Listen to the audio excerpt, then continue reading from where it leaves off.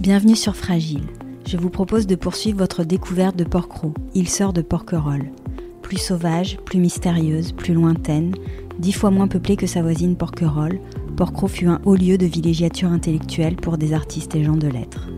Dans l'esprit de l'île, magnifique ouvrage paru aux éditions Claire Pollan dont je vous recommande vivement la lecture, Pierre Buffet, grande personnalité de Porquerolles, écrit « Ceux qui ont su s'implanter dans cette île avaient un supplément d'âme. Ils ont su se nourrir de la poésie de ce lieu et s'en sentir solidaires, au point souvent de ne pouvoir s'en arracher. » Cette semaine, je reçois Laurence de Cabarrus. Bonjour Laurence. Bonjour Ingrid. Laurence, vous êtes l'une des petites filles de Paul Desmarais qui acheta l'île de Porquerolles aux enchères en 1937. Vous vivez sur l'île à l'année, à la Palue, domaine que vous partagez avec vos 2 autres sœurs. Votre famille est l'une des 2 dernières familles propriétaires qui possèdent un domaine privé sur Porquerolles avec la famille Buffet. Les histoires de vos familles respectives sont d'ailleurs étroitement liées. Avant d'évoquer votre parcours et votre choix de venir vous installer à Porquerolles, j'aimerais que l'on parle de l'histoire et du lien de votre famille avec l'île. Votre grand-mère, Paul Desmarais, héritière des savonneries et pétrole Desmarais, découvre Porquerolles en 1934 à bord du voilier de son beau-frère, le Révélata. De sa sœur, Janine Potin, qui avait épousé Potin, la famille Potin, Félix Potin. Voilà. Merci pour la précision. Immédiatement, elle souhaite y revenir et dans un premier temps séjourne à l'hostellerie provençale. Elle revient régulièrement l'été, à Noël et à Pâques. Elle y fait la connaissance de Marcel et Marceline Henry. En 1936, les Henry se rapprochent d'elle et ils s'entendent pour que Madame Desmarais acquiert l'île alors en vente aux enchères, qu'il reste gestionnaire du domaine et que Madame Desmarais leur en rétrocède une partie. Dès le départ, il est question d'acquérir l'île pour la préserver, des pressions immobilières notamment. Et les relations avec les Henry se compliquent ensuite et s'ensuivront des années de procédure. Les liens s'apaiseront quand Pierre Buffet, actuel propriétaire du manoir, prendra la succession des Henry en 1966. Heureusement que vous me rappelez tout ce côté historique que j'ai toujours refusé d'apprendre par cœur, avec les dates précises. Bon, je vais essayer de ne pas faire d'erreur alors.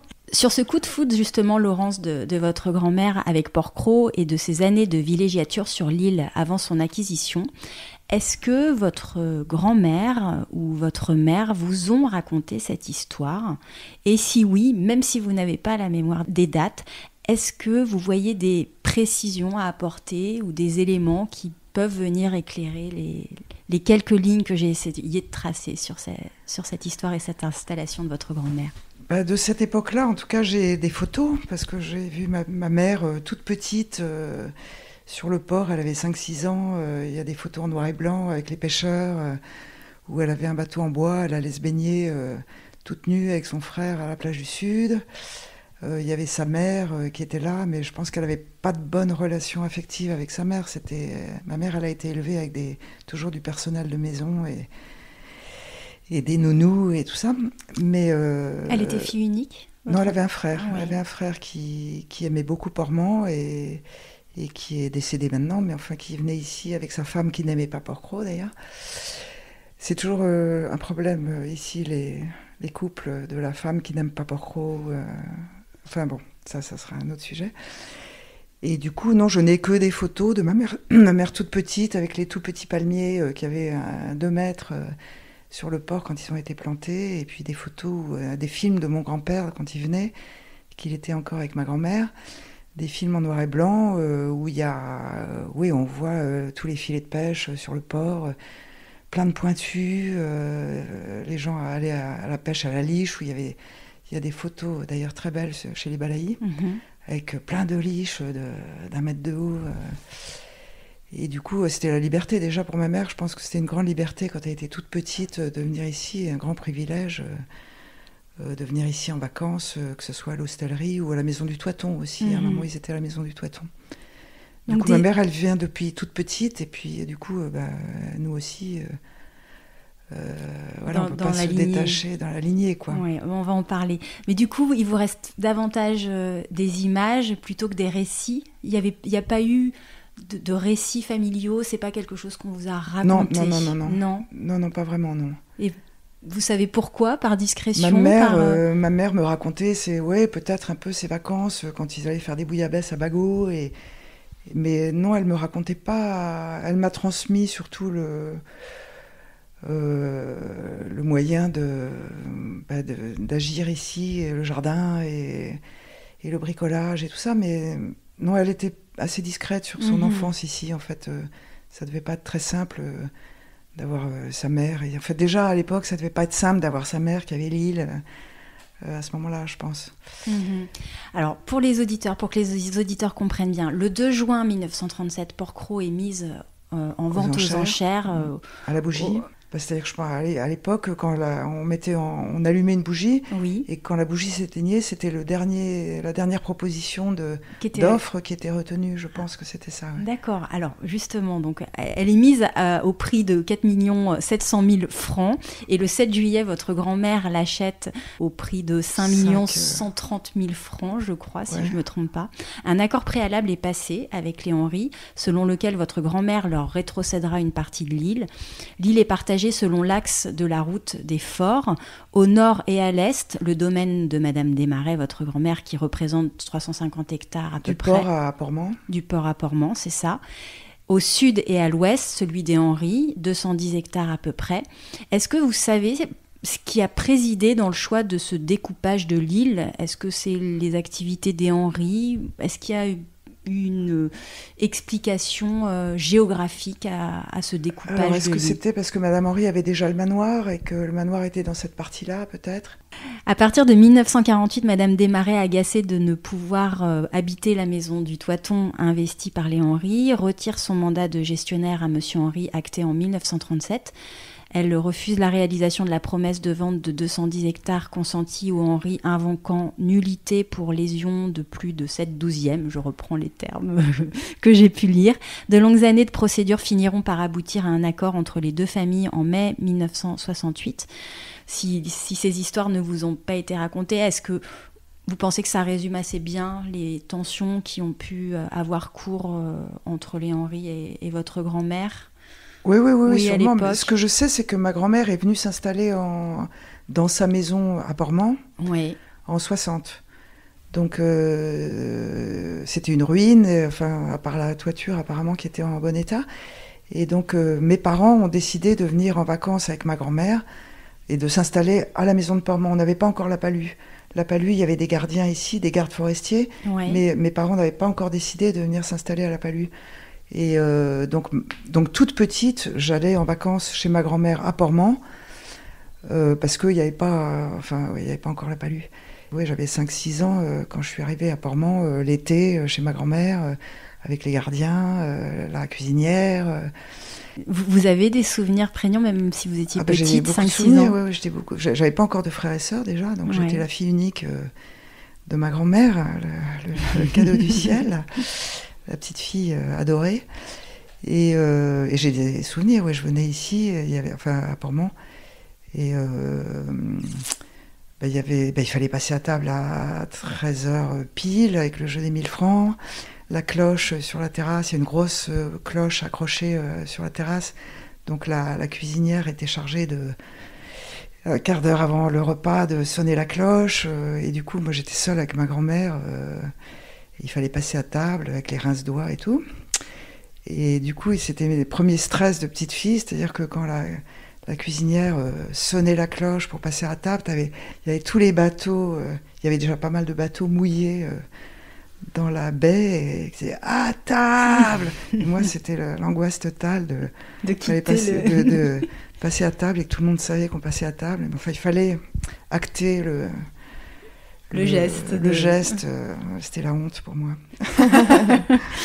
Alors, pour les auditeurs du podcast, La Palue et Portmont, où se trouvent aujourd'hui les lieux de résidence de vos sœurs, votre frère et vous-même, Laurence, se situe sur le versant nord-est de l'île, accessible à pied en 30 minutes à peu près du village. Alors, La Palue, c'est à 25 minutes à pied, mais Portmont, c'est plus loin. Ouais, c'est plus loin. Très, très au bout. C'est 1h30 à pied du port. Oui. C'est très isolé, Portmont, en fait. C'est pas du tout la même ambiance qu'ici. Déjà, à la Palue, c'est la campagne, on a la mer à 100 mètres de la maison, mais on est complètement caché. Et alors à Portmont, la maison, elle est un peu en hauteur, il y a une grande terrasse et on domine la mer complètement, quoi. Oui, c'est deux ambiances complètement différentes. Oui, ouais. tout à fait. Vous parliez de votre grand-mère, donc présente ici à Portmont. Est-ce qu'elle y a vécu à l'année? Jamais. Non, jamais. Donc c'était vraiment un lieu de vacances. C'était un lieu de vacances l'été. Comme c'était une maison chauffée au fioul, enfin l'hiver elle venait pas. C'était Portmont l'hiver, il y a 2 heures d'ensoleillement par jour, c'est plein est, c'est les tempêtes de vent d'est, c'est hyper dur de vivre l'hiver à Portmont. Contrairement ici, c'est pas du tout la même exposition. Ici, à la Palue, on est plein Mistral, plein nord. Mais sinon, à Portmont, et puis c'est très loin du port. Hein. Quand il faut aller chercher son courrier et son ravitaillement au port, c'est quand même très loin, quoi. C'était un choix parce qu'elle aurait eu la possibilité, si j'ai bien compris, de pouvoir vivre au Toiton. C'était un choix de vivre retirée du village ou pas? Je pense qu'à partir du moment où elle a eu la possibilité de s'installer dans cette partie-là de l'île, elle a restauré la maison qui était la moins compliquée à remettre en état. Ouais. Donc c'était Portmont, je pense. Ouais. Et à partir de quelle année en 60, je crois qu'elle s'est installée. Le premier été dont mon père parle dans ses écrits, là, c'était l'été 60. Où en tout cas, mes parents sont venus en été passer les vacances chez ma grand-mère à Portmont, quoi. D'accord, ok. Vos grands-parents... Donc j'avais 3 ans. Oui, 3 ans. Vous m'avez dit 5-6 ans la découverte? Oui, parce que j'ai des souvenirs. Oui, c'est ça, mais vous êtes arrivée toute petite. Assez vite, D'accord, ok. Votre maman, Tatiane, naît en 1929. J'ai lu dans un article à son sujet qu'elle se souvient de ses vacances enfants à Port-Cros. Elle dit « On venait tout l'été et c'est le pêcheur Étienne Papasseudi qui nous emmenait à la plage du Sud. Je pêchais à la Palangrotte. » Donc peut-être que c'est ces photos qui vous viennent en tête. On pouvait pêcher à la Palangrotte. Votre mère n'y a jamais non plus habité à l'année? Non, jamais. Parisienne, Paris. Je suis née à Paris... Je suis née à Paris et toute mon enfance, c'était toutes les vacances scolaires à Port-Cros. Il n'était pas question d'aller ailleurs. Ouais. Et c'était que les vacances scolaires, quoi. L'hiver, Pâques, de février, l'été, mais jamais à l'année, non. Ma grand-mère avait d'autres maisons. Une autre maison à côté de Paris, à Louvciennes. Elle avait une maison à Grasse. Enfin, elle circulait entre ces différentes maisons, mais elle passait pas à l'année ici, non. C'était trop rude à l'époque. Il n'y avait pas d'électricité. Enfin, c'était dur. Hein. Oui, peut-être aussi qu'elle souhaitait pour ses enfants. Oui, non, mais c'est une Parisienne. Ici, c'était juste le loisir de l'été. Hein. Oui, je comprends. Les langoustes et les amis.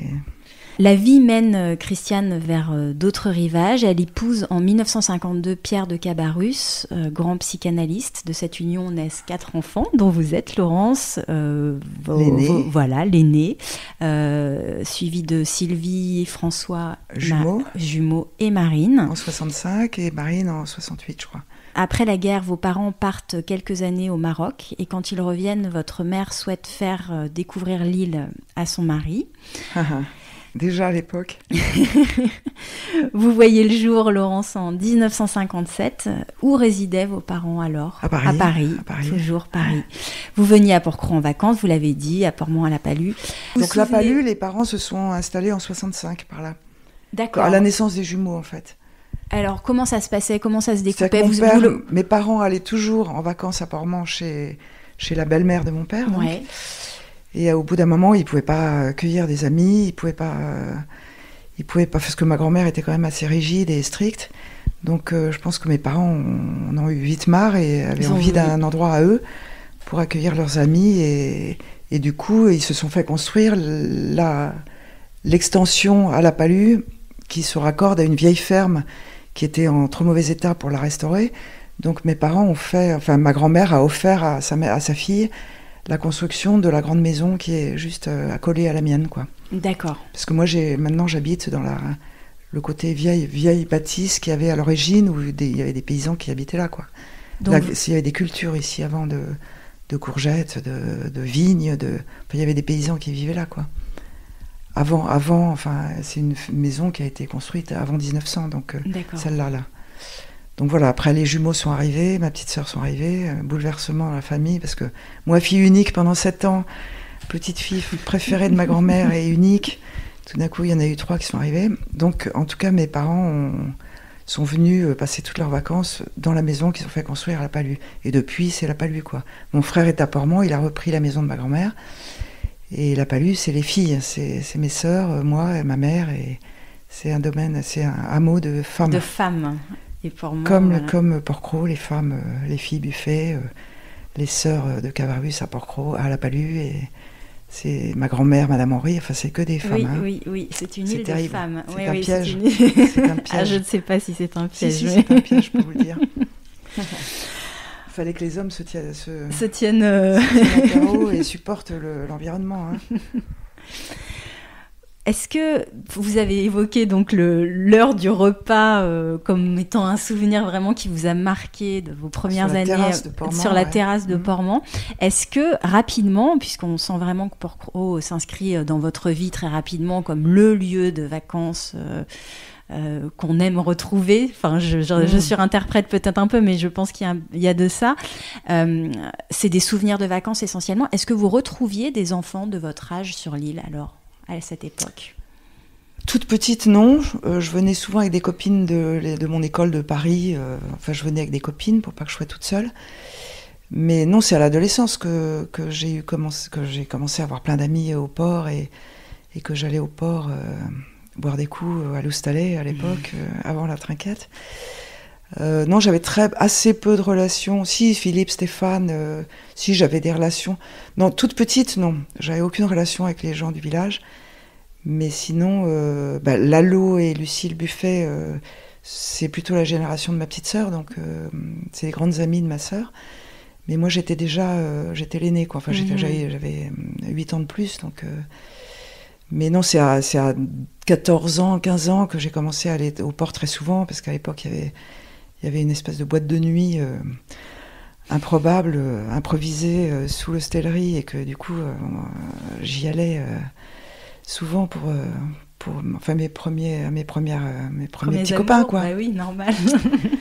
Et du coup, les saisonniers, et du coup, mes parents qui râlaient en disant « Mais qu'est-ce que tu vas faire au port ? C'est pas intéressant, le port. » Et moi, j'y allais en cachette. Vous y alliez comment, couché, à pied, ouais. À pied, oui, c'est pas tout près quand même. Lampe de poche. Ah oui.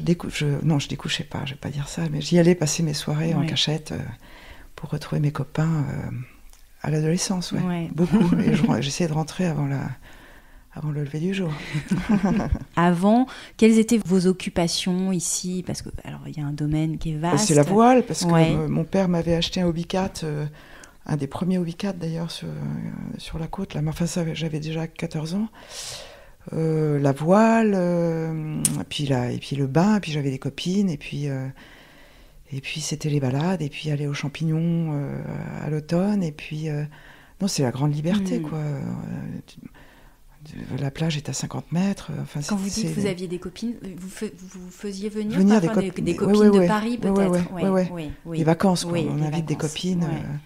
Mais il n'était pas question que j'aille ailleurs qu'ici. J'invitais des copines. J'allais pas chez les copines, jamais. Il n'était pas question d'aller ailleurs qu'ici. D'ailleurs, vous m'avez dit que très jeune, vous avez su que Porquerolles serait le lieu où vous vous installeriez. Est-ce que vous vous souvenez à quel âge et pourquoi c'était une évidence pour vous? Alors s'installer, je sais pas, vers 14-15 ans. Non, déjà quand j'allais boire des coups à l'Oustalais, 14, 15, 16 ans, je me suis toujours dit, il faut absolument en fait, ma grand-mère était propriétaire des murs de cet établissement, le bistrot de l'Oustalais, là. Et du coup, j'avais très envie. Et depuis toujours, je me suis dit, un jour, je reprendrai ce bar, quoi. C'était mon rêve d'habiter là. Et puis, quand on habite là, pour travailler ici, c'est d'avoir un commerce sur le port, quoi. Donc, non, depuis toute petite, non, je sais pas, j'étais trop attachée à... Je pouvais pas aller ailleurs, non, c'est pas possible. Enfin, il fallait que je trouve, en tout cas, le moyen de vivre ici, d'y faire des enfants, ce que j'ai fait avec Étienne, mon mari, et après je suis partie, et puis après je suis revenue. Je suis partie en 99. J'ai pris l'établissement de la Trinquette de 95 à 98 avec mon mari, et puis après, mes deux garçons sont nés pratiquement ici, donc Jérôme est arrivé à 2 jours. Et puis du coup, pendant cette période de l'établissement de la Trinquette, Mais après, il n'y avait plus d'école. Ils sont allés en maternelle primaire ici. Et puis après, l'école a fermé. Donc, il fallait qu'on trouve un moyen de... Enfin, on ne pouvait pas rester là, quoi. Puis en plus, l'établissement, c'est vrai qu'au bout de 4 saisons, 18 heures par jour, 6 mois par an, il y a un moment où on ne s'y retrouvait plus, quoi. C'était épuisant déjà. Et puis comme mon mari était compositeur et qu'il faisait de la musique et qu'il était dans le spectacle de rue et tout ça, c'était pas assez nourrissant pour nous de vendre de la bière et des pizzas. Enfin, il y a un moment où on s'y retrouvait plus, quoi. On aurait espéré pouvoir faire les deux. C'est-à-dire quand on a repris l'établissement, on s'est dit chouette, on a 6 mois plein pot à la trinquette et 6 mois où il pourra continuer à composer de la musique et à faire d'autres choses, quoi, de plus enrichissantes, quoi, on va dire. Mais en fait, c'est pas possible parce qu'il faut 2 mois pour préparer la saison et puis après, il faut 2 mois pour s'en remettre tellement on est naze et fatigué, sans aucune idée dans la tête et sans aucune créativité.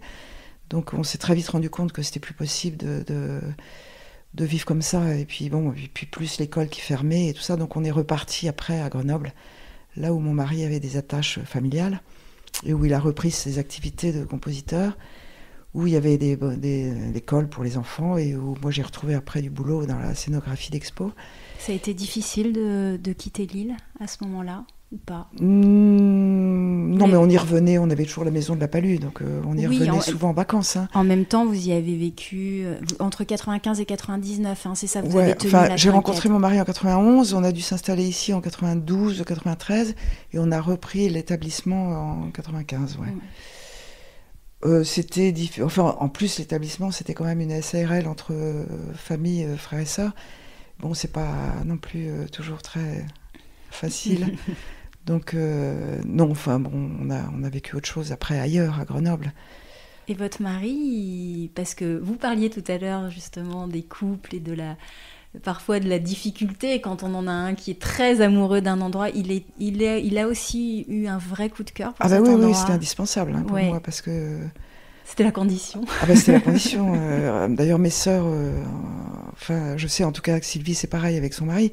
Quand toute ma vie, depuis adolescente, quand je rencontrais un homme ou que j'avais une histoire d'amour, il était hors de question que je ne l'amène pas ici et que je vois sa réaction, quoi. Je pouvais pas imaginer vivre avec quelqu'un qui n'aime pas Porquerolles ou qui supporte pas Porquerolles, quoi. Ça, c'était juste. Donc c'est le premier test. Ça a toujours été le premier test. Il fallait passer j'amenais mes Jules ici et si au bout de 3 jours il supportait pas ni les rats, ni les serpents, ni la chaleur, ni les moustiques, c'était ciao, quoi, tout de suite, quoi. Le test qui tue. Le test qui tue. Et ça tout le temps, enfin. Donc mon mari a fait partie des personnes qui ont craqué tout de suite pour ici et qui m'ont tout de suite dit mais il faut qu'on y habite, quoi. Donc c'est pour ça qu'on est venu habiter là. Ouais. Alors vous aviez créé avec votre mari une revue rédigée par et pour les Porquerolliens qui s'intitulait le Disco Gloss. Est-ce que vous pourriez nous en dire quelques mots, Laurence ? Alors les hivers étaient un peu longs ici quand j'habitais là avec mon mari et on avait un ami formidable qui s'appelait Vincent Butel, qui était à l'époque gardien de la résidence, qui avait eu un resto, qui avait eu une histoire un peu improbable d'un restaurant à New York et tout. Enfin, il avait pas mal bourlingué, il était adorable. On s'entendait, c'était notre principal ami, parce qu'il n'y a pas beaucoup d'amis. L'hiver, on est 15, 20. Bon, il y a les gardes du parc, mais avec qui on s'entendait très bien. Il y avait ce Vincent, avec qui on passait des soirées interminables. Et donc, on s'est dit, mais tous les ragots du port, tous les cancans, les gens qui se disputent, enfin tout ça, on voudrait les mettre noir sur blanc et proposer de faire un mensuel où tout le monde pourrait écrire du moment qu'il signe ses papiers. C'est devenu un truc qui a demandé beaucoup de boulot parce qu'à l'époque il n'y avait pas Internet, il y avait pas, enfin c'était une gros travail de saisie sur ordinateur de la part d'Étienne qui faisait ça après la fermeture du bistrot la nuit. Donc il y avait des poèmes, il y avait les enfants de l'école qui racontaient des histoires, il y avait un garde du parc qui s'appelait Zamitz, qui était un grand ornithologue et qui racontait les passages d'oiseaux à tel moment, tel nom d'oiseau et tout ça. Il y avait l'institutrice, il y avait plein d'écrits formidables. Jean-Claude Silbermann aussi. Jean-Claude Silbermann qui faisait aussi des illustrations, des poèmes de Jean-Claude, beaucoup. Enfin non, c'était une super époque ça. Et comme Emmanuel Lopez, qui était à l'époque directeur du parc, était un très chouette, un grand ami. Il nous avait mis à disposition la photocopieuse du parc pour éditer cette petite feuille de chou. Il y avait 4 pages, 6 pages maximum, qui étaient attendues tous les mois dans la boîte aux lettres. C'était distribué à chaque habitant de l'île. Il y avait les naissances, il y avait plein de trucs sympas. Oui, c'était très hétéroclite. Ouais. Après, il y a eu des réactions de certaines personnes qui disaient « Mais comment lui, il n'est pas porcrosien ?» Parce que c'était une initiative quand même de mon mari. Et de quoi il se mêle, quoi. Enfin, c'est pas un vrai porcrosien, donc pourquoi il fait... Enfin, il y en a qui n'étaient pas... Il y en a qui ne voulaient pas lire ce journal. Parce que ça faisait pas partie des vrais porcrosiens. Ah, alors pour reprendre l'adage de l'association des amis porcros et porcrosiens, celui qui fait quelque chose pour porcro. Ouais, par exemple, je sais pas, mais en tout cas, je sais pas ce que c'est d'être porcrosien. En tout cas, c'est sûrement pas de revendiquer un certain nombre de générations. Enfin, il faut pas justifier de 3 générations pour être vrai porcrosien. Il y a des vrais porcrosiens. Enfin, ça, c'est très compliqué, et puis ça ne provoque que des haines, donc je trouve que le sujet n'est pas très intéressant, en fait, en soi. Mon mari, il y a des gens qui disent qu'il n'a jamais été porcrosien, alors qu'on vivait là. Enfin non, est-ce qu'il faut avoir une place au cimetière pour être porcrosien ? Je crois pas. Enfin, c'est vraiment un truc un peu débile, quoi. Comme il y a dans tous les villages, tout le moindre village de France... Je ne sais même pas si je suis porcrosienne et je m'en fous d'ailleurs. Elle a duré combien de temps cette petite revue ? 2 ans, exactement. 2 ans. Ouais. 2 ans, 97-98. Ouais. Puis après on est parti, donc personne n'a repris le flambeau. Non. Trop contraignant peut-être. Il fallait envie et avoir envie. Même Jean-Claude, qui était un grand actif dans la revue, non, c'est trop de boulot, c'est trop de boulot, puis il faut être intéressé par l'écriture aussi quand même.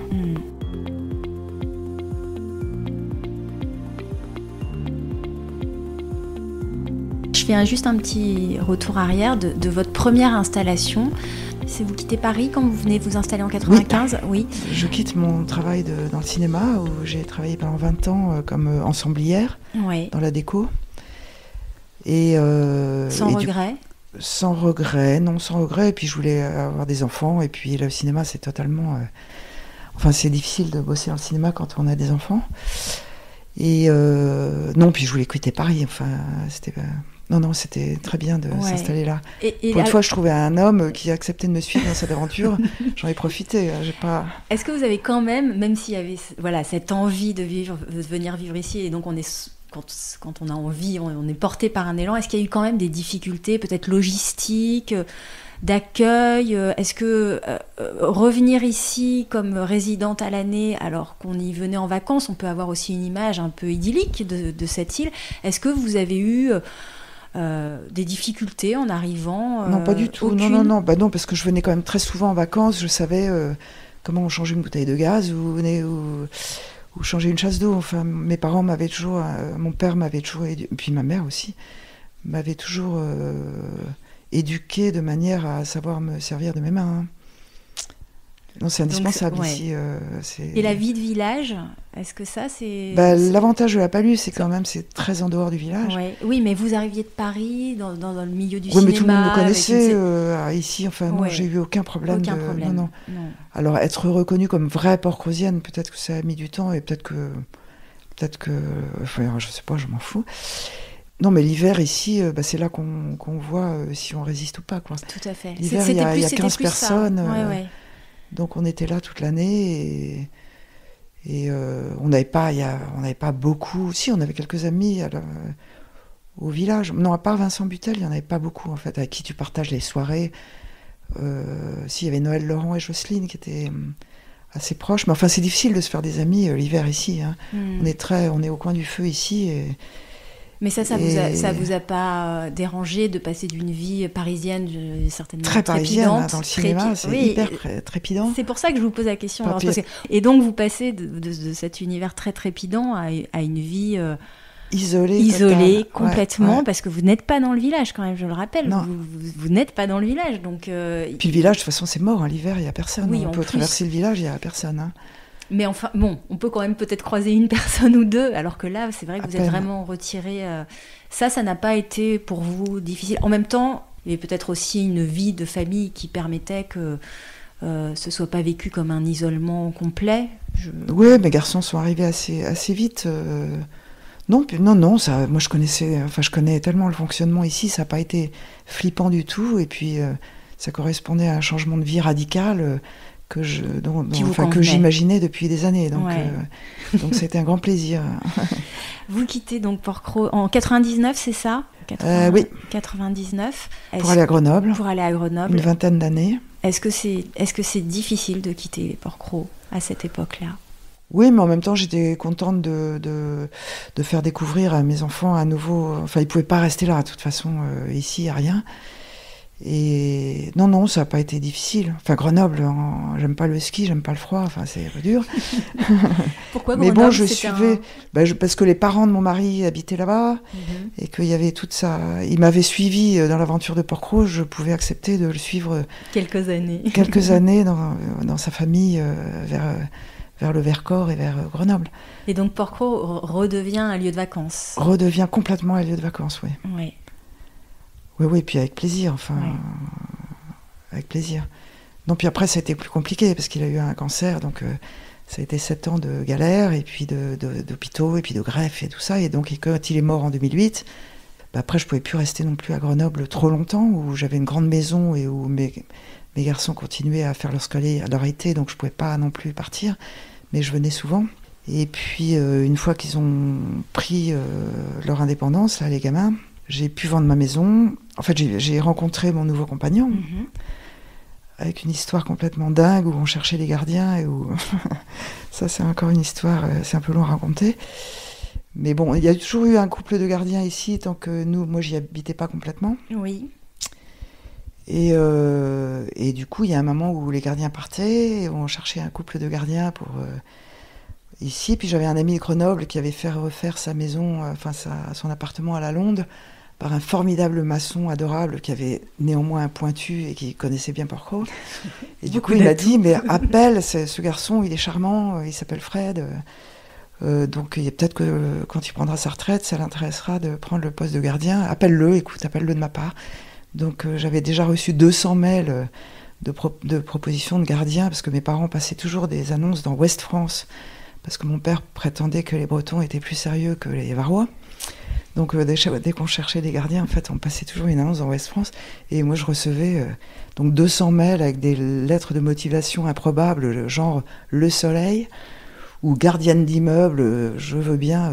Enfin bref, c'était un choix terrible. Et du coup, j'ai appelé cet homme, de la part de mon ami grenoblois, et je lui dis on cherche un gardien, est-ce que vous êtes en couple? Parce que on cherche plutôt un couple de gardiens, parce qu'un homme tout seul ici, c'est très dur, surtout l'hiver, et que il y a toujours besoin d'un petit coup de ménage là chez ma mère l'été.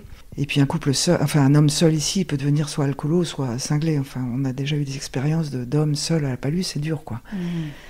Et comme tous les couples de gardiens, en général, la femme, elle pète un câble. Au bout de 2 ans, 3 ans, elle déprime, parce que soit elle n'est pas active, soit elle ne sait pas se faire un potager, soit elle attend, en passant l'aspirateur chez elle, elle attend que son mari ait fini sa journée. Donc c'est pas facile de vivre ici. Et du coup, c'est comme ça que j'ai rencontré Fred, et qu'on s'est dit que finalement on n'avait plus besoin de gardien, et que comme il sait tout faire, on s'occupe parfaitement de l'entretien de la propriété, des véhicules et tout ce qui s'ensuit. Du coup, ça fait 2 ans qu'on a le poste de gardien à la palue, et que on bosse, et que c'est très bien comme ça. Vous êtes revenu du coup en 2008? Je suis revenue non, pas tout de suite. Non, j'ai vendu ma maison en 2018. Oui. Donc je venais de plus en plus souvent ici. Et puis jusqu'au moment où j'ai décidé de vendre ma maison à Grenoble et de m'installer ici, donc avec Fred. 2018. Donc 19, vous êtes... 20, 21, 22. Ouais, ça fait 5 ans, ça fait 6 ans. Ça fait 5 ans, d'accord. Ouais. Vous résidez désormais à l'année, oui. Donc avec Fred. Vous êtes finalement la première et la seule de votre famille à avoir franchi le pas d'une vie totalement insulaire. C'est vrai. Vous qui avez connu la vie sur l'île et la vie sur le continent, qu'est-ce qui les distingue fondamentalement l'une de l'autre? Qu'est-ce que vous trouvez ici que vous ne trouviez pas ailleurs, ni à Paris, ni à Grenoble? Qu'est-ce qui distingue mes frères et sœurs et moi, le fait qu'ils viennent pas ici, ou Non, qu'est-ce qui fait que je suis aussi attachée à pas par rapport à votre fratrie, quoique oui, peut-être que si, je pourrais vous poser la question. Pourquoi je vous pose la question, Laurence. Alors non, mais je vous pose la question. Oui, peut-être pourquoi vous pensez que vous avez sauté ce pas et peut-être pas vos frères et sœurs? Ah là, je sais pas du tout. Déjà, j'ai une sœur Sylvie qui a encore des enfants scolarisés à Romainville, là près de Paris, donc elle aura le projet peut-être un jour de venir dans le Midi, mais son mari travaille encore dans le Cinoche, donc il a encore du travail. Mon frère, je ne sais pas, il avait son travail à Paris, et sa femme n'aimait pas plus que ça Porquerolles, je pense, parce que il faut pouvoir s'y installer, c'est difficile, puis il a jamais eu envie, puis ma petite sœur non plus a jamais eu envie, je sais pas. Enfin, leur vie était tracée ailleurs, en tout cas. Mais je ne sais pas ce qui fait que moi, je suis plus attachée peut-être au jardin, au travail manuel, à la mécanique, je suis plus manuel, je pense, que mes frères et sœurs, ça c'est clair. Et puis, je ne sais pas, avant de mourir, mon père m'a demandé de m'occuper des oliviers. Je sais pas, il m'a transmis beaucoup de choses qu'il a peut-être pas transmis à mes frères et sœurs. Oui, parce que j'étais l'aînée. C'est ce que j'allais vous dire. J'ai une autre histoire. Oui, il y a un certain nombre d'années d'écart entre vous et les premiers jumeaux. Il y a 8 ans et 10 ans, donc c'est beaucoup. C'est-à-dire que tout ce que j'ai vécu entre 0 et 8 ans, j'ai appris des choses ici qu'eux n'ont pas vécu forcément. Quoi. Par exemple, vos frères et sœurs n'ont pas vécu les vacances à Portmont avec votre Non, grand-mère? pas du tout. Non, ils étaient là, ici, directement. Ouais. Alors justement, au sujet de Portmont, avant votre famille, il y a eu une résidente dans la maison de l'abbé de Portmont qui marquait également l'histoire de Porquerolles, Vivienne de Watteville. Incroyable histoire. Vivienne de Watteville, donc, est aventurière de retour d'une expédition au Kenya qui arrive à convaincre non sans difficulté Léhenri de pouvoir séjourner à Portmont. Pendant 2 ans, je crois, elle est restée. Ouais, à l'abri de tout, donc de 1929 à 1930. Elle écrit sans électricité, un truc incroyable. Elle écrit dans son ouvrage Une île sans pareille. En contrebas, face à moi, je distinguais la maisonnette blanche, blottie comme une mouette, juste au-dessus de la roselière. Je demeurais toujours un instant à contempler mon logis. Je m'y imaginais d'ores et déjà installé. La fumée qui montait dans la brume lumineuse de juillet était celle de mon propre feu. Comment m'y sentirais-je, entravé par 1000 possessions terrestres, sous le fardeau de 1000 soucis que j'aurais aisément pu m'épargner? Il était encore temps de fuir, le cœur indemne. Seules me répondaient les 4 notes des huppes qui réveillaient mes souvenirs africains et mon besoin pathologique de liberté. Cette toute jeune femme décide de faire une retraite loin du monde, dans un lieu qu'elle ne connaît presque pas, défiant Léhenri et subissant les avances de Joseph Barézy, l'homme à tout faire que Léhenri lui avait assigné. Qu'est-ce que vous a inspiré le récit de cette Vivienne de Watteville ? Qui avait commandé tous ces meubles au bon marché, qui les avait fait venir. Enfin, c'est un truc de dingue. Complètement. Cette femme, finalement, si moderne, dans les années 1920. Je trouve ça incroyable, là, le courage qu'elle a eu de s'installer là-bas. En plus, seule, c'est tellement dur. Non, c'est incroyable. Non, j'aurais pas été capable de faire ça, moi. Surtout seule, quoi. Seule, vivre, par exemple, seule ici à La Palud, je pourrais pas. C'est forcément une histoire à 2, parce que ici c'est oppressant aussi, l'hiver. Non, c'est trop. Je pourrais pas être seule ici. C'est pour ça que j'ai toujours embarqué des aventures avec moi ici, sinon c'est pas possible. Trop dur. Trop. Les orages, les tempêtes, les bateaux qui passent pas. Faut être en bonne santé aussi pour vivre ici. On peut pas avoir des rendez-vous toutes les semaines chez un médecin l'hiver, aller à terre. C'est pas possible, quoi. Il faut être costaud. Et puis les bateaux passent pas, et puis les inondations. Et puis être seule aussi, parce que quand on lit ce récit, quand même, s'imaginer. Ah oui, non, mais je sais pas comment elle. Seule, incroyable. Elle écrivait, elle avait sa richesse intérieure. Ouais. Mais quand même. Surtout. Avec ce gardien. Oui, avec ce gardien très pressant, ça devait. C'était terrible. Non, c'est marrant. C'est de quelle année ça déjà ? 1929-1930. Quand vous l'avez lu, Incroyable. parce que, j'imagine qu'en plus quand c'est la maison de ses vacances d'enfance. Ah non, mais je vois très bien. Mais en plus, c'était dur aussi du temps de ma grand-mère, parce qu'il y avait un couple de gardiens qui s'appelait Christinet, qui vivait à l'année à Portman, au rez-de-chaussée de la maison, sans chauffage, une petite cheminée, sans électricité, avec l'eau du puits. Fallait vraiment... c'était une vie d'un autre monde, d'un autre âge. Hein. Moi, ici, jusqu'à l'âge de 18-19 ans, il n'y avait pas l'électricité déjà, à la Palue. Donc c'était lampe à pétrole, but à gaz, les petites bouteilles bleues avec le manchon fragile, et les frigos avec des bouteilles de gaz. J'adorais ça quand j'étais petite, c'était super. Hein. C'est le charme des soirées aux lampes à pétrole. Quand j'avais des copines qui venaient ici, elles trouvaient ça extraordinaire, c'était génial. Bon, après, c'était l'eau du puits, un moteur Bernard dans le puits qui monte l'eau à la citerne au-dessus et qui redescend par gravité sur les maisons. Et puis pas d'électricité, c'est un tout petit moteur Honda pour faire marcher 3 machines dans l'atelier. Mais sinon, ma mère, elle lavait les couches de mes sœurs à la main au lavoir. Là, il y a la bouilloire sur un but à gaz et tout ça. C'était compliqué, quoi. Mais j'adorais ça. C'était comme ça. Hein. Et de toute façon, il n'y a pas le choix. Hein. Vous avez évoqué le recrutement difficile de gardiens pour ces lieux, que ce soit le Portman ou la Palue, ça a été longtemps des lieux de vacances en fait, hein, que ce soit pour votre grand-mère. Mais toujours avec un gardien à l'année. Mais toujours avec un gardien à l'année. Il y a eu des récits de gardiens ici qui ont vécu des longues périodes et qui ont laissé des traces peut-être. Oui, il y a même une femme de gardien qui a accouché en plein hiver à Portman, à côté du poêle où il y avait Christiane Pancani qui est venue lui apporter des vêtements en pleine nuit pour chauffer le bébé. Oui, non, il y a eu des récits, mais il n'y a eu rien d'écrit. En fait, c'est que des récits, quoi. Et non, il n'y a pas eu d'écrit là-dessus. Mais c'est vrai que être garde forestier, j'ai eu des récits de garde où le garde, le matin, entretenait le jardin de ma grand-mère, et l'après-midi, il avait la mission d'aller de faire un grand tour pour empêcher les naturistes dans les criques, pour les obliger à se rhabiller. Alors il avait la plaque en métal avec la loi, ici c'était un garde, tenue de garde, béret basque, béret garde quoi, où ma grand-mère ne supportait pas que les gens soient à poil dans les criques près de la galère ou quoi, donc elle envoyait son garde faire rhabiller les gens. Incroyable quoi, incroyable. Et lui, il s'emmerdait à crapahuter pendant des heures dans la forêt pour surveiller que les gens, déjà ne fassent pas de feu, mais en plus se rhabillent, quoi. Vous vous souvenez de la personnalité de votre grand-mère ? Ah oui, très bien. Oui. C'est que moi, j'étais la fille aînée, petite, fille adorable, moi pas adorable, mais adorée. Oui. Non, j'étais pas adorable, je crois pas.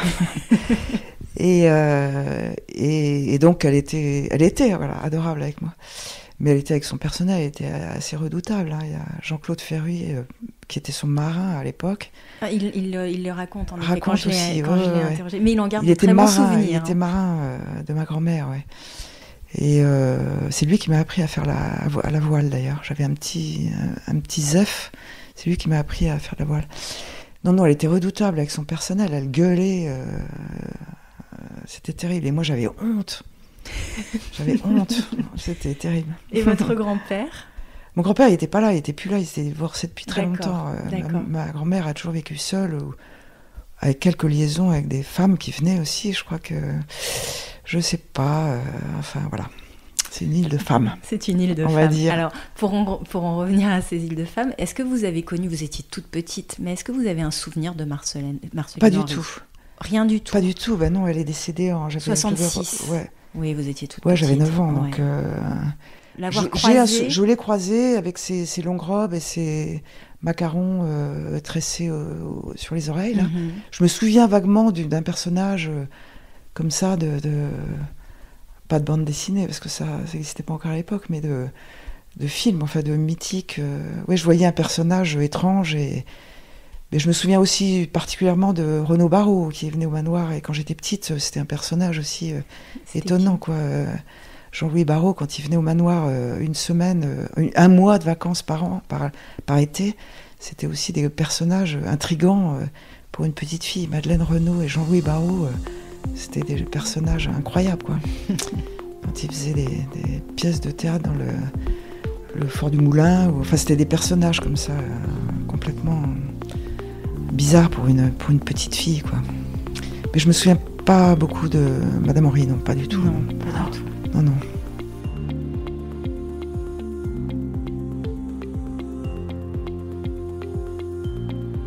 Aujourd'hui, vous avez 2 enfants, 2 garçons. Oui. Laurence, est-ce que vos fils continuent Oui. de venir à Paris?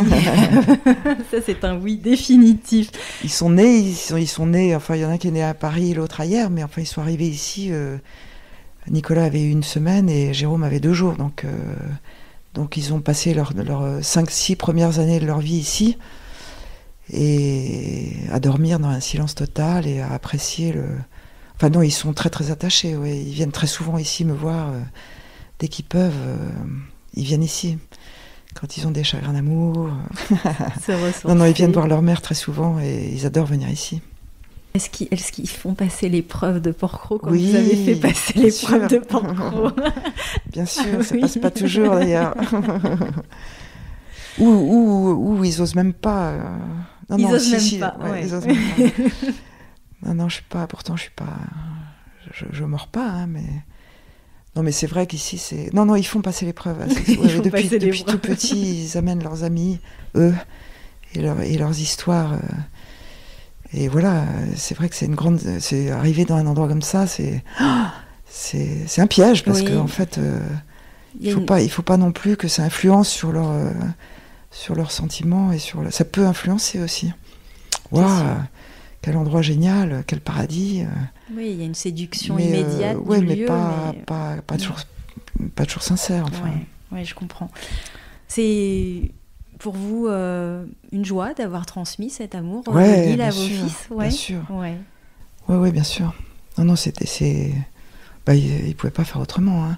C'est tous les souvenirs d'enfance avec leur père aussi, qui n'est plus là. Mm-hmm. Et puis, ils sont très très attachés. Puis comme maintenant je ne vis qu'ici, et ils viennent souvent me voir. Et quand ils sont pas en voyage, par Mons tournée, et par Vaux, ouais. sur d'autres îles. Ouais. C'est vrai. L'attraction des îles, on dit que les insulaires souvent. Ouais. Jérôme, mon cadet, maintenant il va souvent au Cap-Vert, il a des attaches là-bas, et il adore les îles. Ouais. Je pense que le bateau, la mer, c'est inscrit. Un appel, ouais. C'est inscrit. Ouais. Et votre maman vient sur l'île régulièrement? Oui, elle vient toujours, elle a 93 ans aujourd'hui, enfin en juillet prochain. Elle vient, elle était là encore à Pâques, elle vient, elle marche de moins en moins bien, donc c'est toujours un peu compliqué de l'amener de Paris en train et tout ça.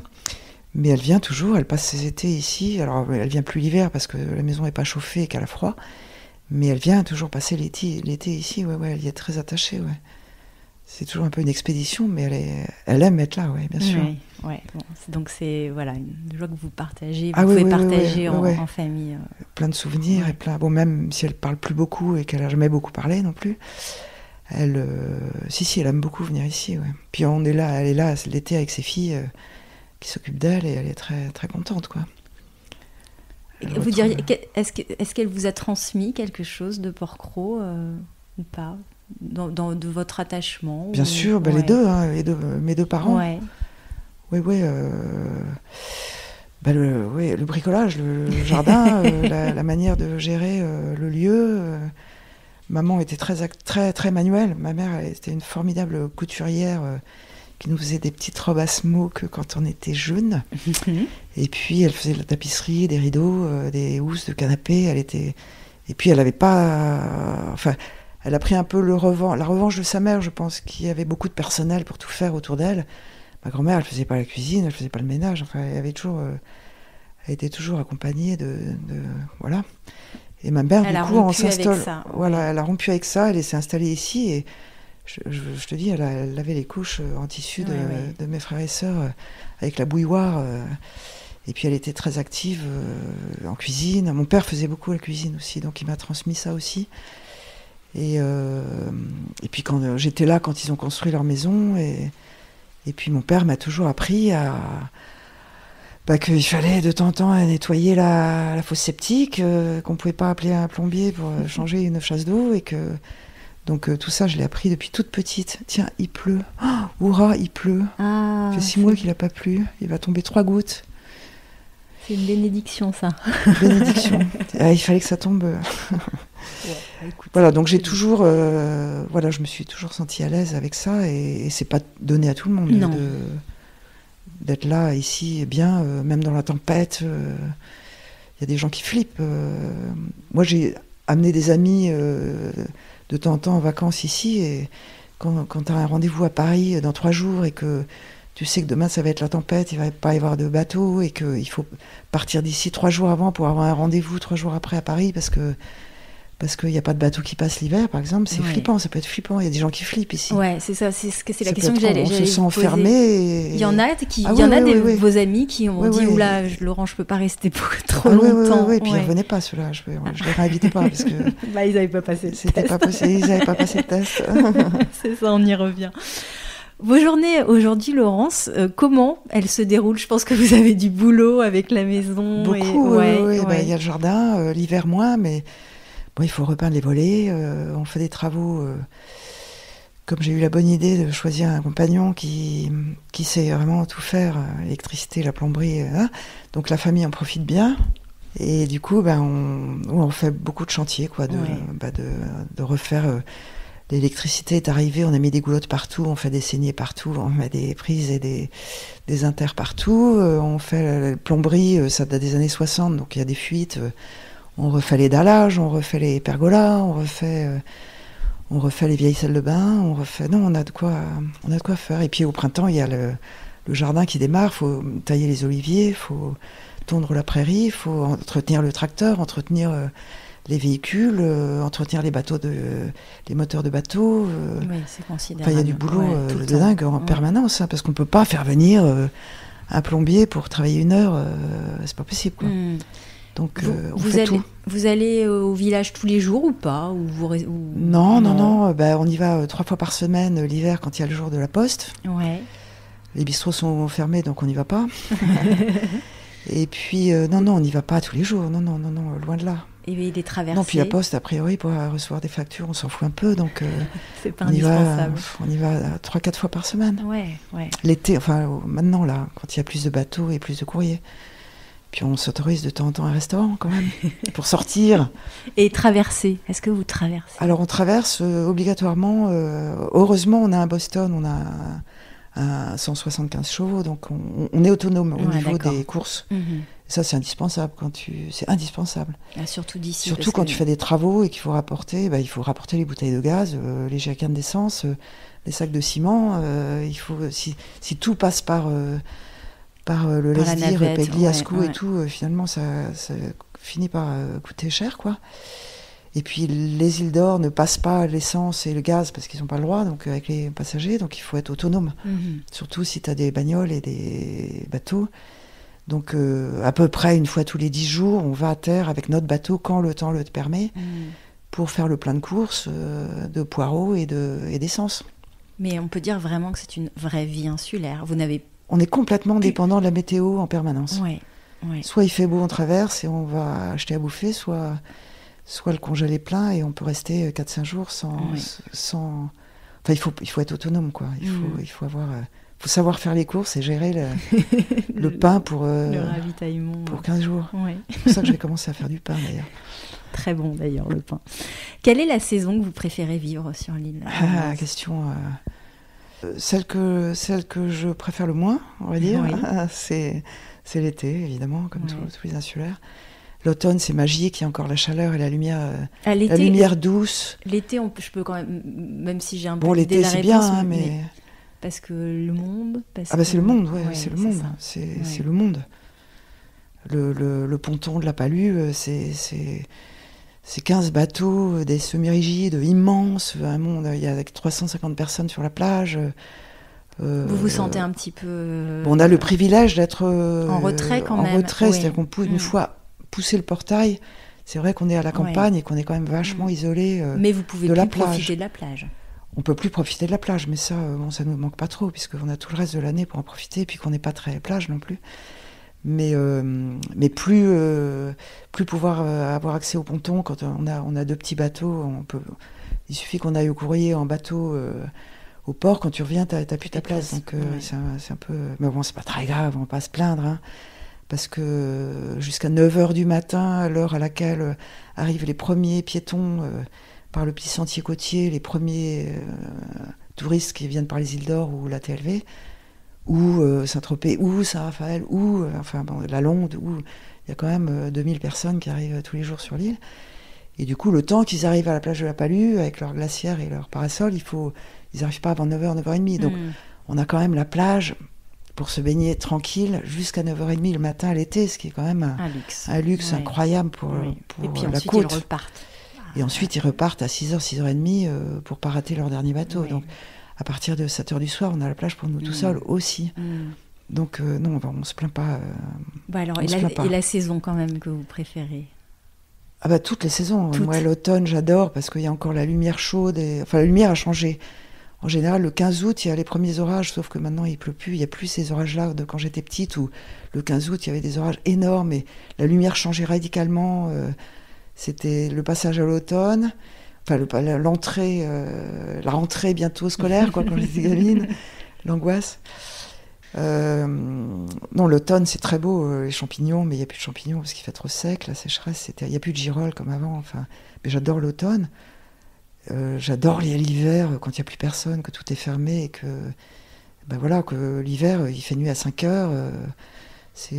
On allume la cheminée, c'est très... Faut pas avoir envie d'aller au cinéma, mais j'adore ça. Printemps, c'est top, c'est génial. Tout revit, tout pousse à une vitesse incroyable. À chaque saison, ses activités, quoi. L'hiver, on repeint les volets dans l'atelier, et puis non, on s'adapte. On s'adapte aux saisons et à la météo, quoi. Tout sauf l'été entre 9h et 18h. Tout sauf l'été, voilà. Tout sauf l'été.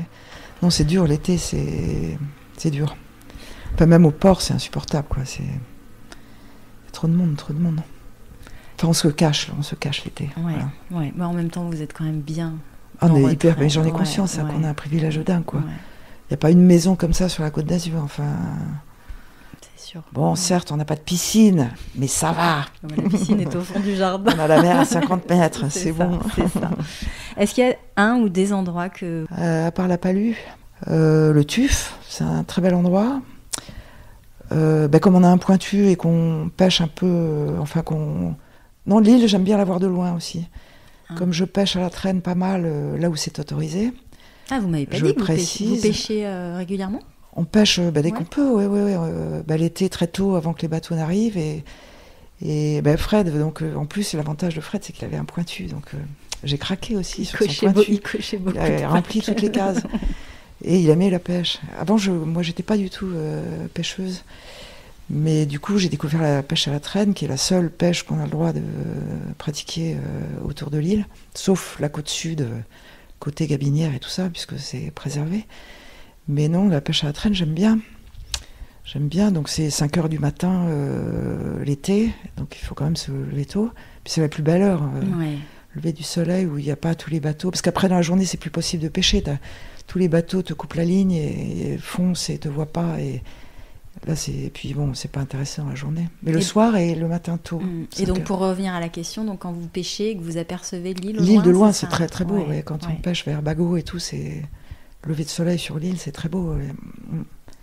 De loin, c'est très bien. Bon, le Tuf, c'est un bel endroit. La Palue, c'est un bel endroit. La Galère aussi, mais la Galère, on n'y accède que par bateau. Le Cognier, derrière, c'est un très bel endroit aussi. Non, toutes les pointes sont belles, mais enfin, l'endroit que je préfère, c'est la Palue.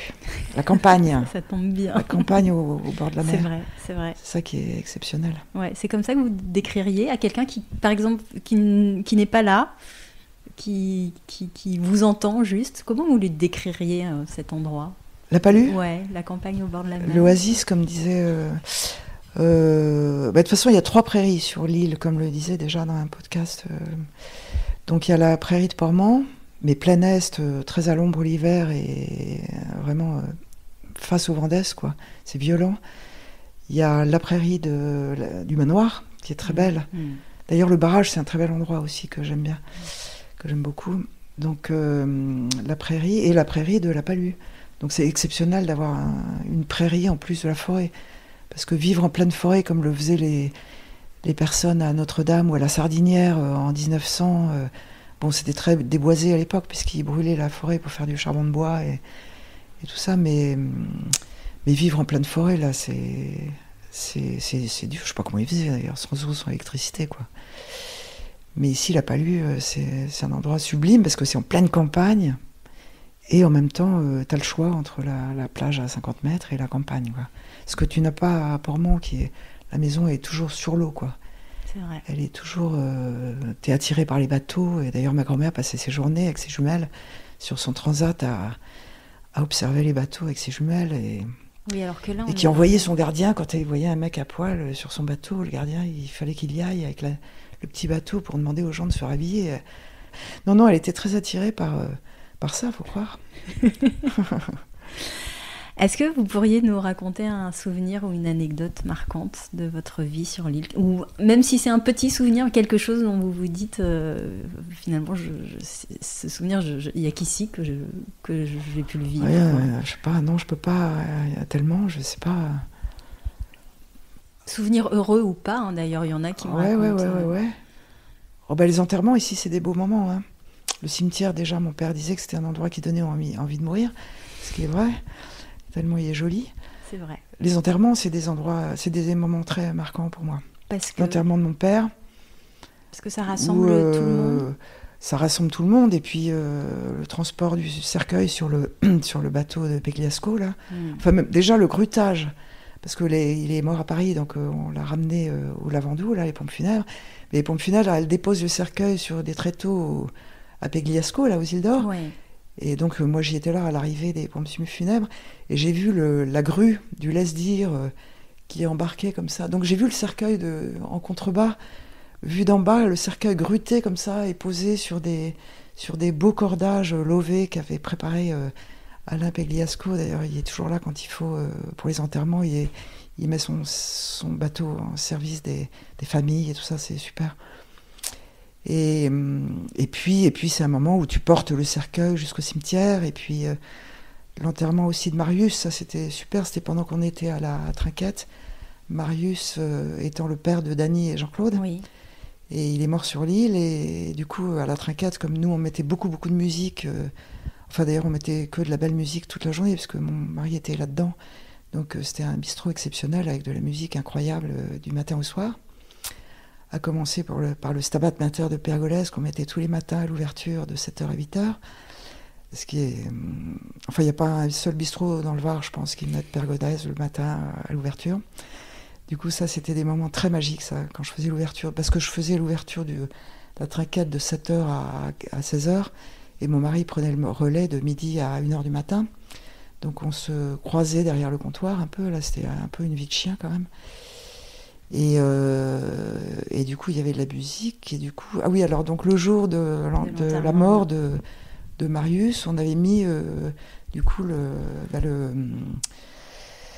requiem en boucle toute la journée.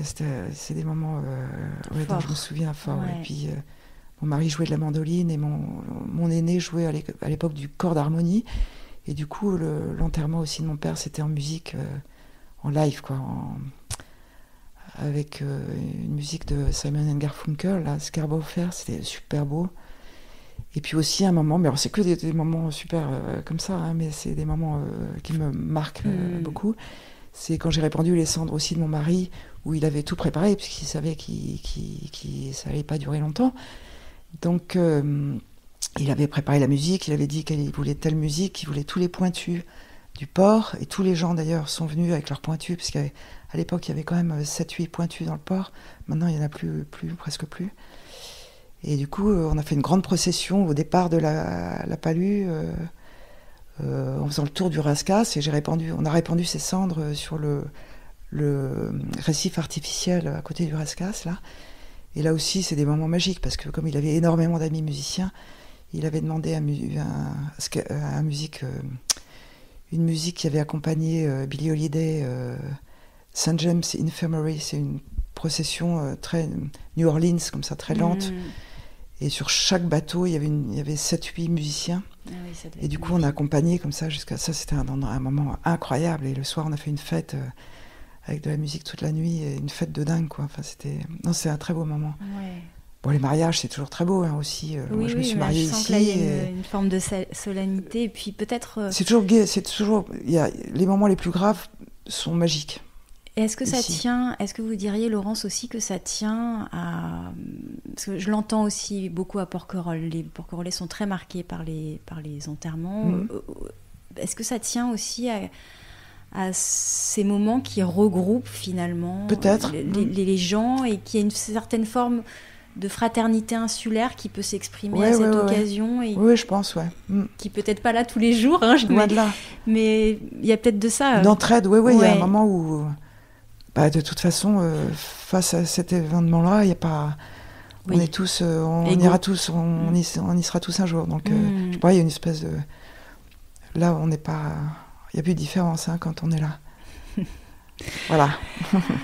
Dans un texte de Janine Sémulaire intitulé « L'insularité rend fragile », Janine écrit « Les Porquerolliens sont ma deuxième famille, avec leur façon de fonctionner qu'il faut connaître. Il y a des codes. » Ouais. Est-ce que vous êtes d'accord avec ça ? Est-ce qu'il y a des codes ici ? Il y a des manières de faire. Oui, il y a des codes, oui, sûrement. Ouais. Enfin, les codes, je ne les connais pas. Enfin, pour venir habiter là ou pour s'installer ici, il y a forcément des codes, ouais. Pour être accepté, il faut répondre à un certain... Il faut aimer vivre ici, hein. De toute façon, il faut accepter... Je ne sais pas, c'est... La dureté de l'île, il faut l'accepter de toute façon. C'est ça le code en fait. Parce que vous avez quand même dépeint jusqu'à présent une vie que vous avez souhaitée et dont on sent quand même qu'elle vous nourrit profondément. Mais vous dites là que c'est une vie dure. C'est-à-dire, vous pensez que tout le monde n'est pas armé pour vivre sur... oui, non. Sinon on serait plus nombreux. Hein. Non, tout le monde n'est pas... Non, mais c'est une histoire d'habitude. Hein. D'ailleurs, les gardes du parc, il y a des gens qui dépriment assez vite. Il y a des gens qui ont leur famille à terre, qui ne peuvent pas vivre seuls ici. C'est pour ça que c'est dommage qu'il n'y ait plus d'école et plus de bistrot ouvert l'hiver. C'est qu'avant, il y avait des gardes qui pouvaient venir en famille, avec des enfants qui aillent à l'école. Maintenant, ils sont tous tout seuls là, avec leur femme à terre. C'est dur, quoi.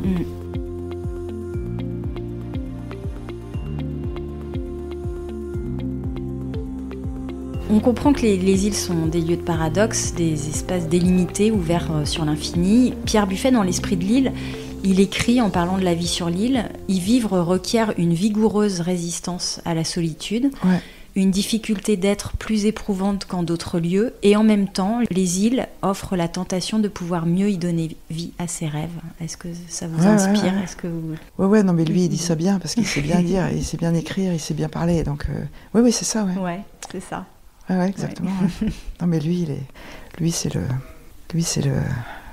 patron de l'île, le doyen, le chef. C'est lui qui a le savoir, la sagesse et qui sait la transmettre en fait. Enfin, tu vois. Oui, pourvu que ça dure. Pour vous, il incarne quelque chose de très important. Ah bah oui, c'est lui qui connaît tellement bien par cœur l'histoire de l'île. Et puis il a une aura et déjà sa voix, elle impose quoi. C'est vrai. Et puis c'est un sacré gaillard, parce que 93 ans, tenir toujours le manoir et son personnel et sa compta, bonjour, quoi. Non, c'est un...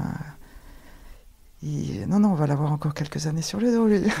J'espère. Pourvu qu'il ne soit pas diminué, c'est ça qu'il faut. Pourvu qu'il soit encore en bonne santé longtemps. Et puis il faut que ça s'arrête brutalement. Enfin, je dis ça, c'est peut-être un peu dur de dire ça, mais je le vois pas diminuer physiquement. Il marche encore comme un prince. C'est ça, c'est un bon qualificatif, voilà. Comme un prince. Est-ce que vous sauriez définir ce que Marceline Henry et Pierre Buffet, aujourd'hui, dans sa lignée, nomment l'esprit de l'île ? Non, je sais pas.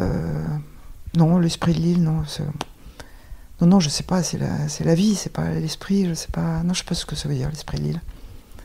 Je sais pas. Est-ce que Pierre Buffet pourrait incarner un petit peu ça, cet esprit de l'île ? C'est la mémoire, lui, mais l'esprit, c'est la mémoire de l'île. Je sais pas du tout ce que c'est l'escalier. Je suis désolée, là, je bah, sèche. C'est mon joker.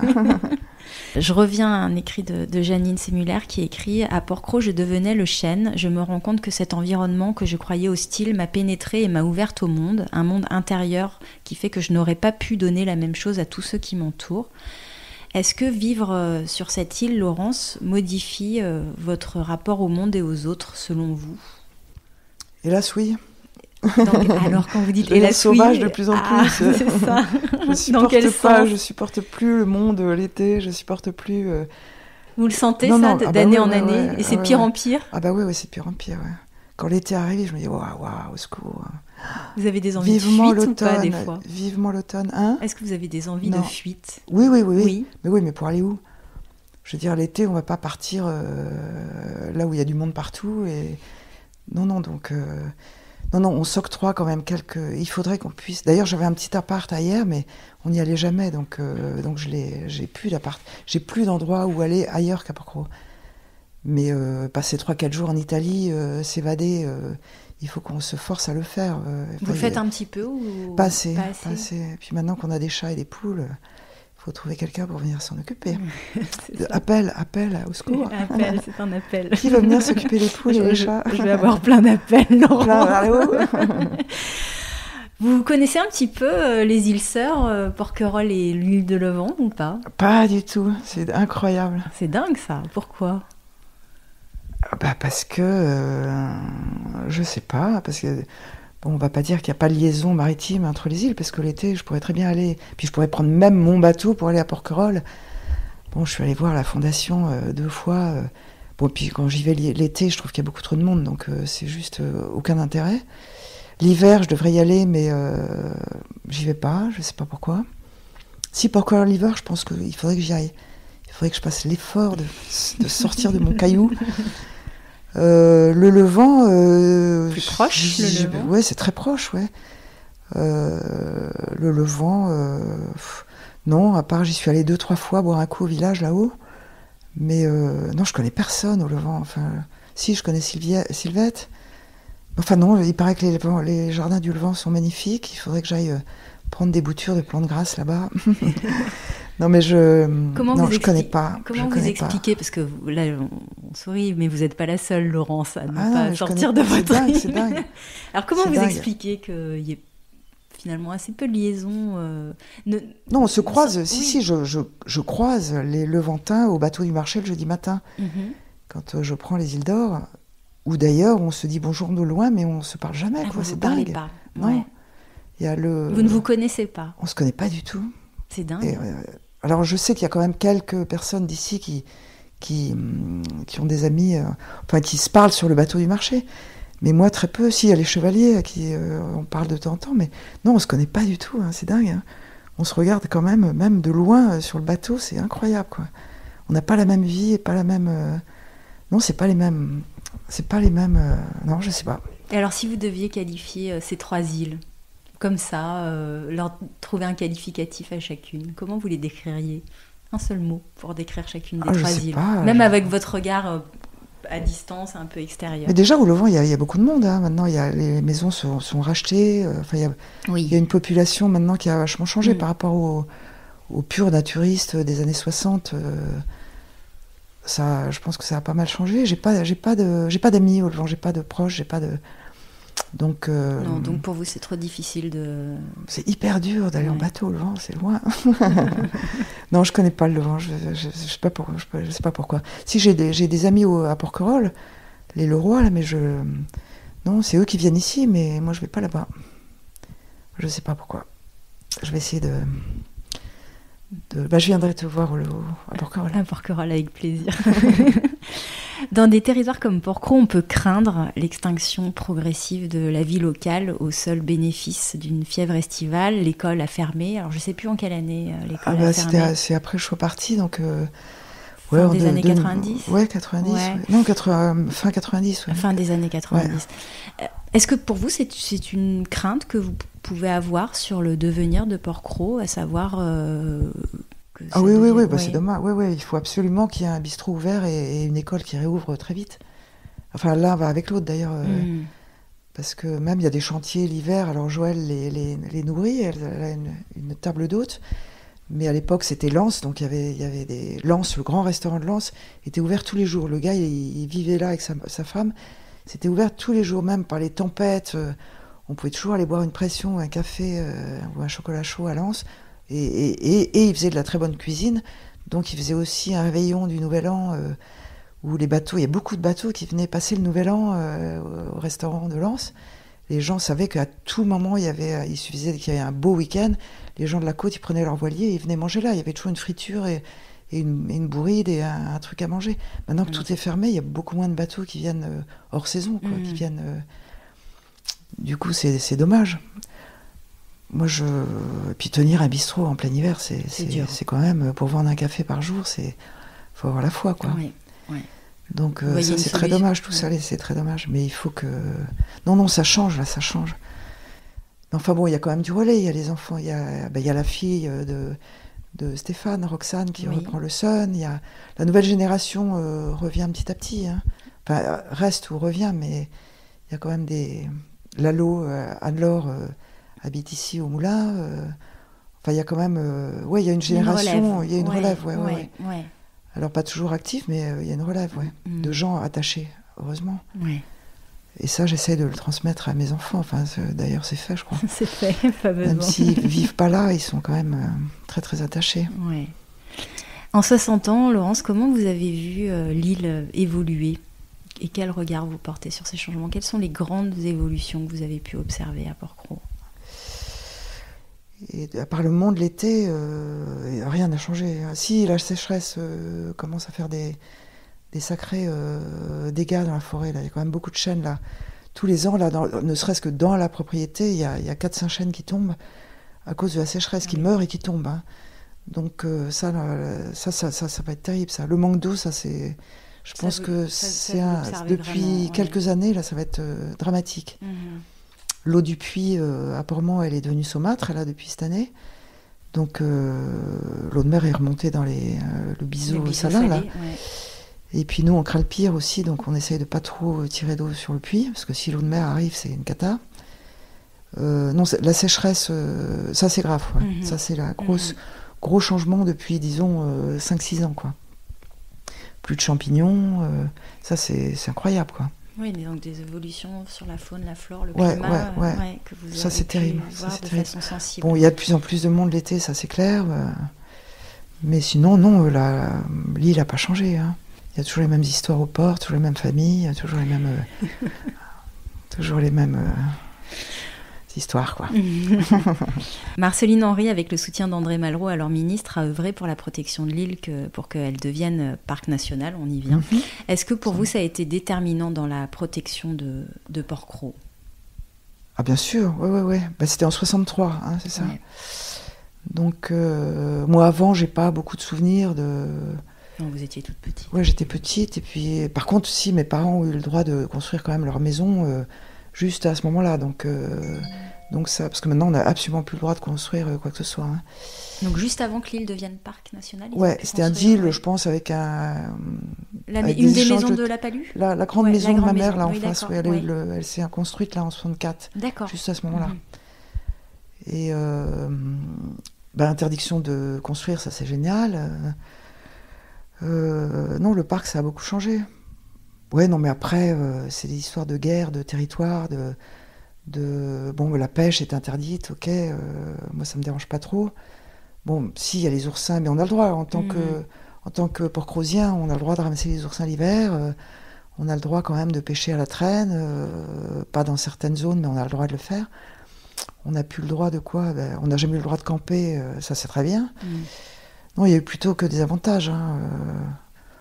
Bon, après, les relations avec le parc, c'est toujours compliqué, parce que c'est des gens qui arrivent et qui connaissent pas tous les dessous des... les territoires, les surfaces de commerce et machin, c'est très surveillé, mais bon, après tout, c'est pas plus mal, parce que s'il y a des gens qui viennent autant voir les îles, c'est parce que aussi c'est préservé et que c'est remarquable et beau, enfin, c'est resté beau. Bien sûr. Parce que s'il y avait eu des hôtels et des maisons partout, ça aurait plus aucun intérêt, quoi. Non, le parc, ça a des avantages et des inconvénients. Hein. Est-ce qu'il y a quelque chose que vous regrettez dans le Porquerolles de votre enfance? Non, ça n'a pas changé pour moi dans ma tête. Non.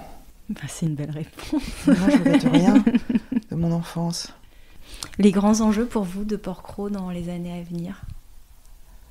Je pense que c'est le tourisme, il faut réguler quoi. Il faut réguler l'été. Remarque, ils ont commencé à réguler en posant des bouées dans la semelle là. Oui. Ils régulent, hein, même si ça peut limiter éventuellement des clients dans les commerçants, dans les restaurants, et que ça peut être aussi une revendication de la part des commerçants, hein, de dire vous limitez le nombre de bateaux, donc mais en même temps si on met pas de limite, ça sera des jauges, ça sera plus un endroit à voir. Enfin, déjà il y a beaucoup de pubs hein, dans la télé, les émissions et tout ça, il y a quand même beaucoup de... Oui, encore Porquerolles. Porquerolles et Porquerolles, c'est terrible, je crois. Oui. Ce qu'il y a, c'est que les gens, quand ils ne peuvent plus aller à Porquerolles, se rabattent peut-être sur Porquerolles, je sais pas. Oui, sauf qu'on n'a pas de quoi les loger ici, aucun logement, enfin. Très peu de location. Ils viennent pour la journée. Pour la journée, Pour la journée. Ça, il y a de plus en plus des normes semi-rigides.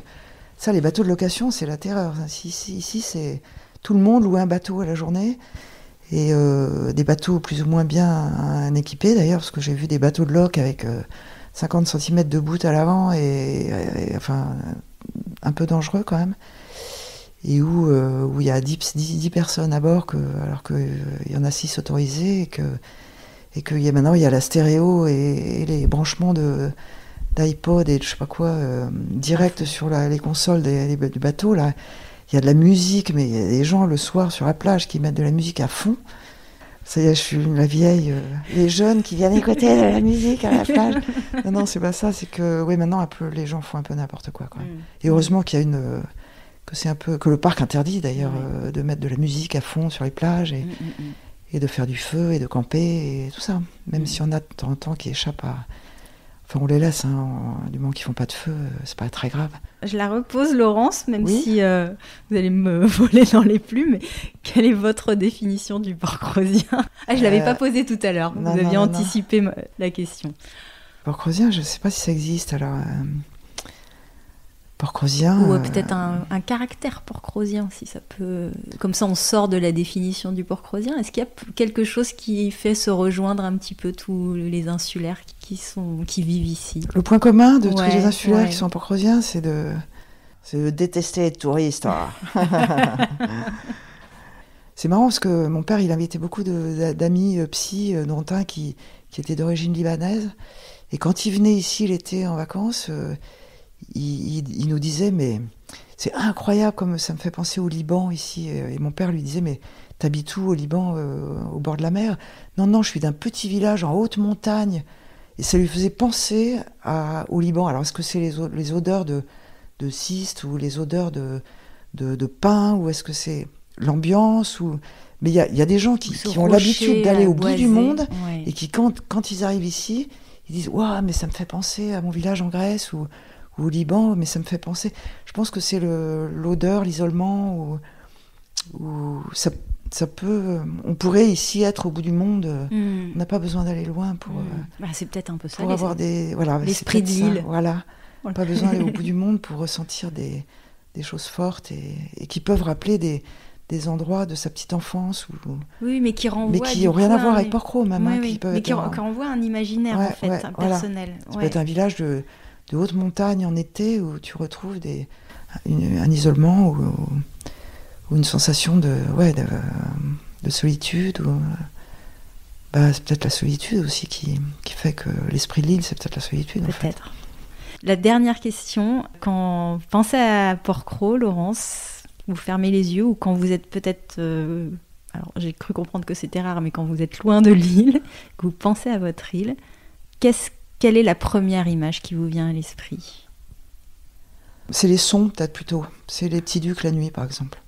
Ce qui caractérise Porquerolles, c'est quand même peut-être les nuits d'un silence total avec les petits ducs, des nuits étoilées sans aucune lumière nulle part autour, donc il y a des nuits étoilées de dingue.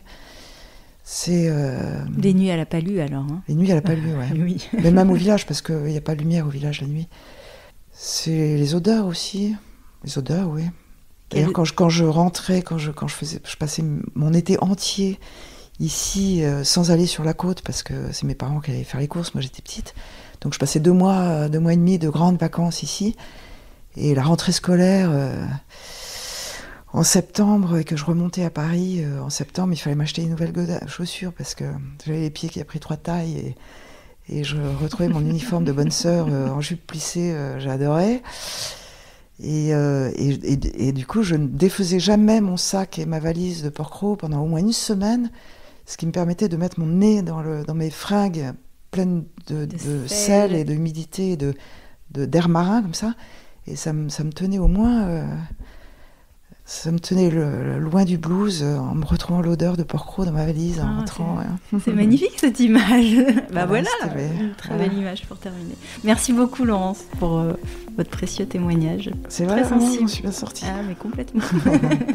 Merci. Merci beaucoup. Merci à Laurence pour sa sensibilité et la générosité de son témoignage. Pour retrouver toutes les notes de l'épisode, rendez-vous sur fragileporquerolles.com. Si ce n'est pas déjà fait, vous pouvez toujours vous abonner au podcast Fragile sur Apple Podcasts, Deezer, Spotify ou toute autre plateforme d'écoute. Cela vous permettra d'être notifié des nouveaux épisodes tous les 15 jours. Si cet épisode vous a plu, vous pouvez désormais mettre 5 étoiles sur Spotify et toujours laisser 5 étoiles sur Apple Podcasts avec un petit commentaire. C'est la meilleure manière de le soutenir et ça me fait toujours très plaisir de vous lire. On se retrouve très vite. À bientôt.